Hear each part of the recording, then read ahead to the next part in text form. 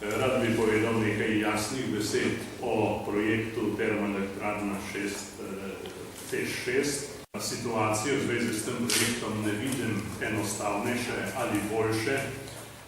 Po vsem tem, kar sem prebral, bi rekel, da se je ukrepilo moje prepričanje, da ta projekt ne gospodarsko, ne okoljsko, ne socialno ni vzdržen in nas pelje v Grčijo, vendar ne na dopust. Pričakujem, da bo ta projekt, če bi res do njega prišlo, proizvajal zelo drago elektriko in kmalu tudi izgubo. Jaz sem posebej pozoren na dejstvo, da ne vidim resnega odnosa do političnih namer Evropske zveze na temo nizkoogljične družbe.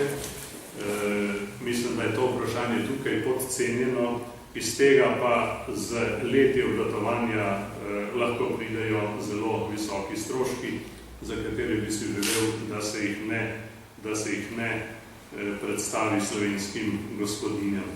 Če postavimo TEŠ 6, potem desetletje ne bomo rabili, oziroma ne bo prostora za nobeno novo strateško linijo.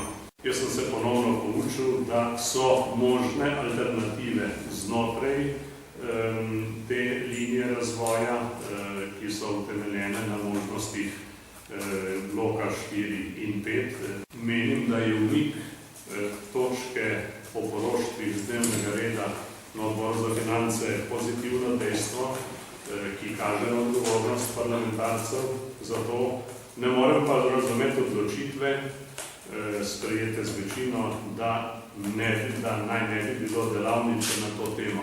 Čudi me, da je možno v parlamentu tak sklep, da naj javne predstavitve ne bo. Dejstvo je, da je doslej do vseh letih, odkar ta ideja živi, ni bilo. Jaz tega ne smatram za dobro dejstvo.